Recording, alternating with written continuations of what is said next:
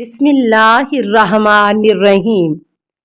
السلام علیکہ یا صاحب العصر والزمان۔ حصہ چہارم، لعن کے مطابق مکتب خلفاء کا نظریہ۔ الغزالی کہتے ہیں کہ اوصاف یا عنوان کی بنا پر لعنت بطریق عمومیت جائز ہے۔ مثلا یوں کہنا کہ اللہ لعنت کرے شراب خوروں، سود خور اور ظالموں پر، لیکن نام لے کر کسی کو لعن نہیں کرنا چاہیے، کیا پتہ کہ وہ توبہ کر لے اور مر جائے۔ البتہ جن پر نص سے لعن ثابت ہو ان پر معین کر کے لعنت بھیجنے میں کوئی حرج نہیں۔ مثلا یوں کہنا کہ لعنت اللہ علی الشیطان، یا یوں کہنا کہ اللہ فرعون پر لعنت کرے۔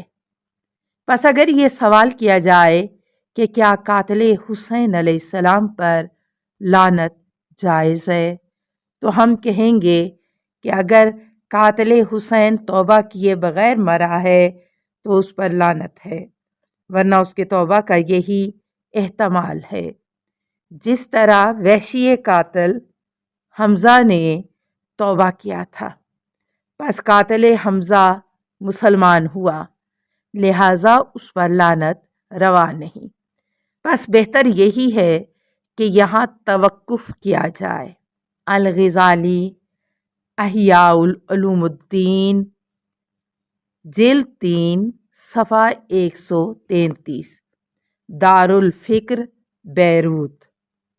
ابن تیمیہ یہی غزالی کی تائید میں ایک روایت پیش کرتے ہیں کہ ایک شخص کثرت سے مے نوشی میں مصروف تھا۔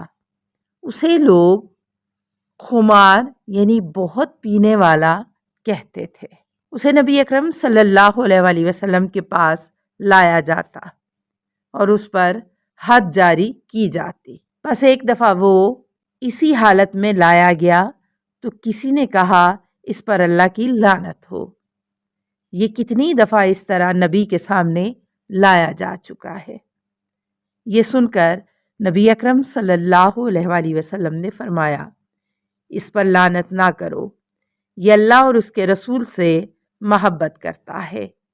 جبکہ نبی اکرم صلی اللہ علیہ وآلہ وسلم ہی کی حدیث ہے کہ شراب کشیدہ کرنے والا، پلانے والا، پینے والا، شراب لے جانے والا سب ملعون ہے، لیکن آپ نے معین شخص پر لعنت کی نفی کی، جبکہ عنوان پر لعنت کو باقی رکھا، کیونکہ ممکن ہے کہ وہ توبہ کرے یا کوئی ایسی شفاعت ملے جو مقبول ہو۔ الفتاوی الکبریٰ جلد 4 صفحہ 220۔ ہمارا جواب برادران اہل سنت کے لیے یہ ہے کہ کسی شخص معین پر لعن کرنا امر بالمعروف و نہی عن المنکر کے درجات میں سے ایک ہے۔ یعنی حدیث میں آیا ہے کہ جب تم کوئی منکر دیکھو تو اسے ہاتھوں سے روکو، اگر اس پر قادر نہ ہو تو زبان سے روکو، ورنہ دل میں ہی اس منکر کو منکر سمجھو اور اس پر راضی نہ ہو۔ بلا شبہ یہ ایمان کے کم ترین درجات میں سے ہے۔ دوسرا پہلو لعن کا یہ ہے کہ اس سے معاشرے میں گناہ کے خلاف ایک فضا بنانا ہے، تاکہ جو بھی ایسا شنیع فعل بجا لانا چاہے تو وہ رک جائے اور یہ دیکھے کہ کس طرح اللہ نے ابلیس و فرعون اور شجرہ خبیثہ پر لعنت فرمائی، کیونکہ ان کا عمل اس کا متقاضی تھا کہ ان پر لعن وارد ہو۔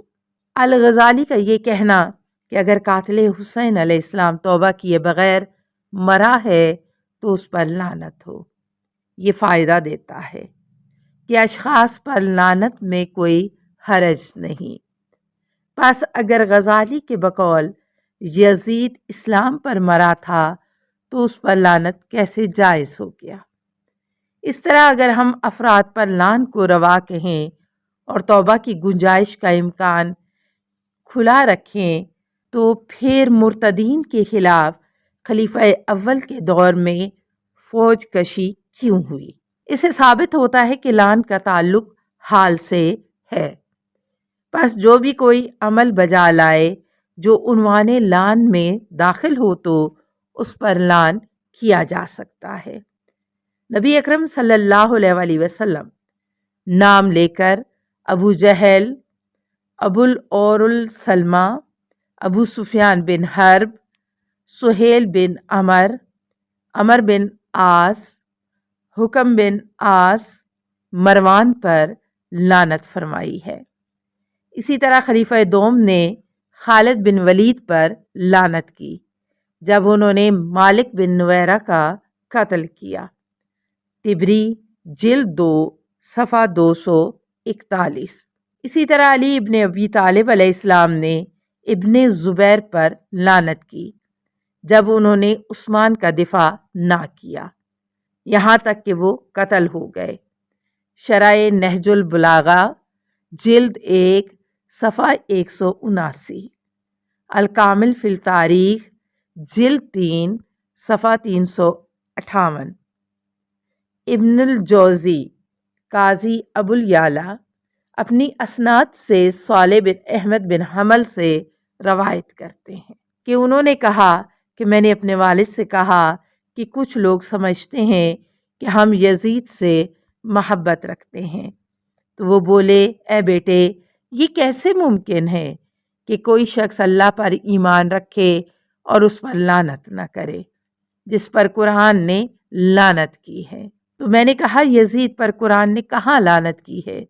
تو وہ بولے کہ اللہ فرماتا ہے کہ پس کوئی عجب نہیں ہے کہ جب تمہیں حکومت مل جائے تو تم زمین پر فساد کرو اور قطع رحمی کرو، پس یہی وہ لوگ ہیں جن پر اللہ نے لعنت کی اور انہیں گنگا اندھا کر دیا ہے۔ محمد 22 اور 23۔ بس اس قتل سے بھی بڑھ کر کوئی فساد ہو سکتا ہے؟ دوسری روایت کے مطابق احمد بن حنبل نے کہا کہ اے بیٹے میں ایسے شخص کے متعلق کیا کہوں جس پر قرآن نے لعنت کی ہے؟ تطہیر الجنان واللسان ابن حجر صفحہ 50۔ لہذا ثابت ہوا کہ قتل پر لعن میں کوئی ممانعت نہیں جب وہ اس عنوان میں داخل ہو جس پر قرآن نے لعن وارد کیا ہے۔ جہاں تک توبہ کا تعلق ہے، اگر توبۃ النصوح ثابت ہے تو پھر بے شک لعن کے عنوان سے خارج ہے، لیکن صرف کسی کے متعلق توبہ کے گماں کی بنیاد پر اس سے لعنت کا طوق اتار پھینکنا ممکن نہیں ہے جب اس سے نہ توبہ ثابت ہو اور نہ توبہ کی قبولیت پر کوئی دلیل موجود ہو۔ السلام علیکہ یا صاحب العصر والزمان، الامان الامان الامان من فتن الزمان، السلام علیکہ یا خلیفۃ الرحمن، السلام علیکہ یا امام الانس والجان، السلام علیکہ یا مظہر الایمان، السلام علیکہ یا شریک القرآن، السلام علیکہ یا قاطع البرہان، السلام علیکہ یا امام زماننا ھذا اجل اللہ فرجک وسہل اللہ مخرجک وظہورک، السلام علیکہ ورحمۃ اللہ۔